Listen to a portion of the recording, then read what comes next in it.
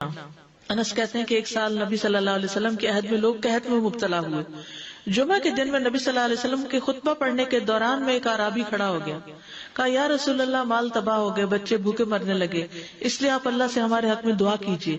آپ نے اپنے دونوں ہاتھ اٹھائے. اس وقت آسمان پر بادل کا ایک ٹکڑا بھی نہیں تھا.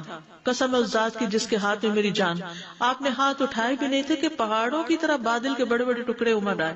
یہ معجزہ ہے آپ کا, آپ کی دعا قبول ہو گئی. پھر آپ ممبر سے ابھی اترے نہیں تھے کہ میں نے آپ کی داڑھی پر بارش کے قطروں کو ٹپکتے ہوئے دیکھا. اس دن خوب بارش ہوئی. پھر دوسرے دن, تیسرے, چوتھے, حتیٰ کہ دوسرے جمعے تک سلسلہ جاری رہا. دوسرے جمعے وہی عربی یا کوئی اور کھڑا ہو گیا اور کہا یا رسول اللہ چھتیں گر گئی, مال ڈوب گیا, اس لیے آپ ہمارے لیے اللہ سے دعا کیجیے. چنانچہ آپ نے اپنے دونوں ہاتھ اٹھائے اور فرمایا اے میرے اللہ ہمارے ارد گرد برسا, ہم پر نہ برسا. اور بدلی کے جس طرف اشارہ کرتے وہ بدلی ہٹتی جاتی اور مدینہ ایک حوض کی طرح ہو گیا. وادی کنات ایک مہینے تک بہتا رہا. جو شخص بھی کسی علاقے سے آتا تو اس پر بارش کا حال بیان کرتا, جیسے ہوتا ہے نا کوئی فلڈ آ جائے یا کچھ ہریکین, تو پھر ہر کوئی موضوع گفتگو ہو جاتا ہے. جمعہ کے بعد قیلولہ کرنا. انس کہتے ہیں کہ ہم لوگ جمعہ کے دن سویرے نکلتے اور جمعہ کی نماز کے بعد قیلولہ کرتے تھے. جمعہ کے بعد کھانا کھانا. سہل کہتے ہیں کہ ہم نہ تو قیلولہ کرتے نہ دوپہر کا کھانا کھاتے مگر جمعے کے بعد. لنچ کب ہے؟ جمعے کے بعد. جمعے کو قیام و صیام کے لیے خاص کرنے کی ممانعت ہے, یعنی اس دن کی رات کو شب جمعہ منانا کہ اس رات پوری عبادت کریں گے, یہ سنت سے ثابت نہیں. ٹھیک ہے. اور دن کو روزے کے لیے خاص کرنا یہ بھی سنت سے ثابت نہیں, الا یہ کہ کوئی معمول کا روزہ رکھتا ہے, ایام 20 کا روزہ ہے تو وہ اور بات ہے. ابو ہریرہ سے روایت ہے کہ میں نے رسول اللہ صلی اللہ علیہ وسلم کو فرماتے ہوئے سنا, تم میں سے کوئی شخص جمعہ کے دن روزہ نہ رکھے مگر یہ کہ اس کے ایک دن پہلے یا اس کے بعد کا دن ملا کر روزہ رکھے. جمعہ کے دن خرید و فروخت کی ممانعت ہے. جمعہ کے دن جب نماز کے لیے پکارا جائے تو اس وقت اللہ نے خرید و فروخت سے منع کیا ہے. وَذَرُوا الْبَيْعَ, اس دن کاروبار حرام ہے. اور یہ جمعے کی دوسری اذان کے ساتھ تعلق رکھتا ہے, یعنی صبح صبح کام کر سکتے ہیں لیکن اذان ہوتی چھوڑ دیں, اور جب پھر جمعہ سے فارغ ہو جائے تو دوبارہ دکان پہ جا کے بیٹھ جائیں. جابر بن عبداللہ کہتے ہیں کہ نبی صلی اللہ علیہ وسلم جمعہ کے دن خطبہ ارشاد فرما رہے تھے کہ مدینہ میں ایک تجارتی قافلہ آیا. رسول اللہ صلی اللہ علیہ وسلم کے صحابہ اس کی طرف لپک پڑے اور آپ کے پاس مسجد میں صرف 12 آدمی بچے. تو رسول اللہ صلی اللہ علیہ وسلم نے یہ صورت دیکھ کر فرمایا اس ذات کی قسم جس کے ہاتھ میں میری جان ہے, اگر تم سارے کے سارے چلے جاتے اور کوئی بھی باقی نہ بچتا تو اس وادی میں آگ بہ پڑتی, یعنی اتنا بڑا جرم ہے یہ.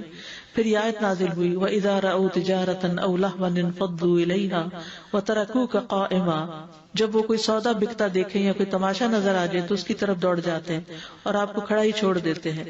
راوی کہتے ہیں جو 12 آدمی رسول اللہ صلی اللہ علیہ وسلم کے ساتھ رہے ان میں ابو بکر اور عمر رضی اللہ عنہ بھی شامل تھے.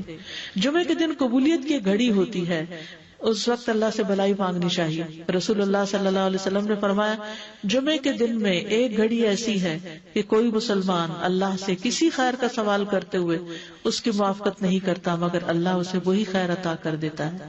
فرمایا یہ ایک چھوٹی سی گھڑی ہے, تھوڑی دیر کے لیے ہوتی ہے اور یہ ہر جمعے کو ہوتی ہے. ٹھیک ہے. اور خصوصاً نماز میں بھی اگر کوئی دعا کر رہا ہوتا ہے نا انسان تو وہ بھی قبول ہو جاتی ہے. نماز میں دعا کہاں ہوتی ہے؟ شروع میں ہوتی ہے, رکوع میں ہوتی ہے, سجدے میں ہوتی ہے, تشہد میں ہوتی ہیں. تو اگر یعنی جمعہ پڑھ رہے ہیں اور بیچ میں دعائیں آ گئی ہیں تو ہو سکتا ہے وہی گھڑی آ گئی ہو اور آپ کی دعا قبول ہو جائے. اور یہ تورات میں بھی اس کا ذکر تھا. ابو ہریرہ رضی اللہ عنہ کہتے ہیں کہ رسول اللہ صلی اللہ علیہ وسلم نے فرمایا بہترین دن جس میں سورج طلوع ہوتا ہے جمعہ کا دن ہے. اس دن میں ایک گھڑی ایسی ہے کہ نماز کی حالت میں اگر کوئی مسلمان بندہ اللہ عز و جل سے کچھ طلب کرے تو وہ اس کو ضرور دیتا ہے. کعب نے کہا ایسا سال میں ایک مرتبہ ہوتا ہے؟ تو میں نے کہا نہیں بلکہ ہر جمعہ کو ہوتا ہے. کہتے ہیں پھر کعب نے تورات پڑھی تو کہا نبی صلی اللہ علیہ وسلم نے سچ فرمایا. ابو ہریرہ رضی اللہ عنہ کہتے ہیں کہ میں بعد میں عبداللہ بن سلام سے ملا اور ان سے اپنی اور کعب کی مجلس کا بتایا تو عبداللہ بن سلام رضی اللہ عنہ نے کہا میں جانتا ہوں وہ گھڑی کب آتی ہے. ابو ہریرہ نے کہا مجھے بھی بتائیے. انہوں نے کہا وہ جمعہ کے دن میں آخری گھڑی ہے. میں نے کہا یہ جمعے کے دن کی آخری گھڑی کیسے ہو سکتی ہے؟ حالانکہ رسول اللہ صلی اللہ علیہ وسلم نے فرمایا جو مسلمان بندہ اس کو نماز پڑھتے ہوئے پائے. اس وقت میں کوئی نماز نہیں پڑھی جاتی. تو عبداللہ بن سلام نے کہا کیا رسول اللہ صلی اللہ علیہ وسلم نے یہ نہیں فرمایا جو شخص نماز کے انتظار میں بیٹھا رہے وہ گویا نماز ہی کی حالت میں ہے حتیٰ کہ نماز پڑھ لے؟ کہتے ہیں میں نے کہا ہاں. تو انہوں نے کہا بس یہی ہے. یعنی اس وقت کیا کرنا چاہیے؟ آخری گھڑی میں وضو وغیرہ کر کے مغرب کی نماز کے انتظار میں بیٹھ کے دعائیں کریں، اذان ہو تو نماز پڑھ لیں۔ عصر کے بعد سے مغرب تک کا وقت ہے۔ انس بن مالک سے روایت ہے کہ نبی صلی اللہ علیہ وسلم نے فرمایا، جمعہ کے دن اس گھڑی کو جس میں دعا کی قبولیت کی امید کی جاتی ہے، عصر سے لے کر سورج ڈوبنے تک کے درمیان تلاش کرو، اور دن کی آخری گھڑی ہے۔ تو اللہ سبحانہ و تعالی ہمیں اس دن کی برکتوں سے فائدہ اٹھانے کی توفیق عطا فرمائے۔